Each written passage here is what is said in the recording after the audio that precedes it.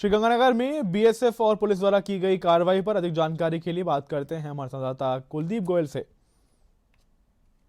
कुलदीप, जिस प्रकार से पूरी कार्रवाई को अंजाम दिया गया, किस प्रकार से एक बड़ी सफलता हासिल हुई है बीएसएफ और पुलिस द्वारा इस कार्रवाई में?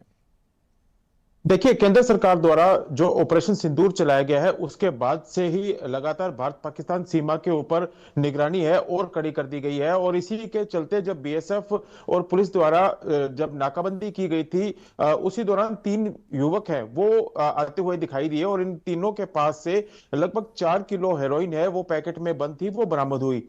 इन युवकों से पूछताछ में पता चला है कि ये जो हेरोइन है वो पाकिस्तान की ओर से ड्रोन के माध्यम से आई थी और इन तीनों युवकों के पास में एक ड्रोन भी बरामद हुआ है।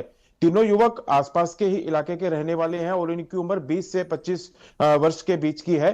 और पुलिस है जो अब इस बात का जी। पता लगाने में जुटी हुई है कि आखिर इनका जो मुख्य सरगना है वो कौन है, किसके कहने पर ये जो हेरोइन की खेप की डिलीवरी लेने आए थे और आगे इन्होंने ये जो हेरोइन है वो कहां पहुंचानी थी। जी जी कुलदीप, लगा था क्योंकि पुलिस अभी कार्रवाई कर रही है, परंतु जो अहम बात है, क्योंकि जो श्रीगंगानगर है वो सीमावर्ती जिला है, सीमा से सटके हुए जिला है, और क्योंकि यहाँ पे आपने कहा इस प्रकार से सुरक्षा बढ़ा दी गई है, परंतु गत महीनों में देखा गया है कि विभिन्न ऑपरेशंस और विभिन्न कार्रवाई के माध्यम से जो ड्रग्स की सप्लाई है उस पे प्रदेश सरकार की जीरो टॉलरेंस की नीति है, जीरो टॉलरेंस नीति से प्रदेश सरकार काम कर रही है और लगातार ऐसी कार्रवाइयों को होने से उनको बड़ी एक कार्रवाई की गई है, बड़ा अंजाम होने से रोका गया है, चाहे वो ड्रग्स की हो या एंटी ड्रग्स की बात हो। जी जी बिल्कुल। अगर पिछले वर्ष की बात करें, क्योंकि 2025 है वो अभी अभी खत्म हुआ है, 2025 की बात करें तो सीमा पार से आने वाली जो हीरोइन तस्करी की घटनाएं हैं तो उसके अंदर 13 मामले दर्ज किए गए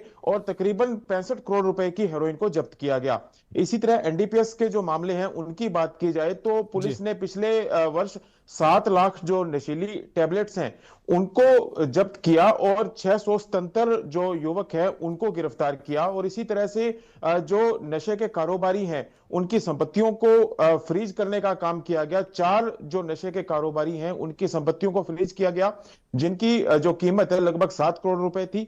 इसी तरह से 6 जो नशे के कारोबारी थे उनकी संपत्तियों को कुर्क किया गया, उनकी कीमत भी लगभग 6.5 करोड़ के आसपास थी। और इसी तरह से जो नशे के कारोबारी थे जिन्होंने सरकारी भूमि पर अतिक्रमण करके अवैध रूप से कब्जा किया हुआ था जी उनको भी मुक्त कराया गया और उसकी कीमत भी लगभग 6.5 करोड़ रुपए थी।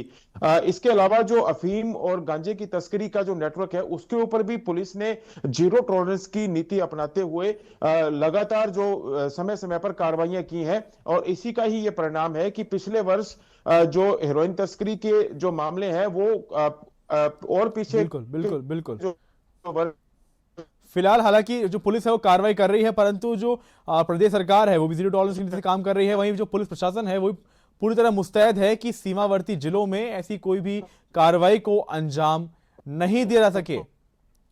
तमाम जानकारी के लिए शुक्रिया कुलदीप जी आपका।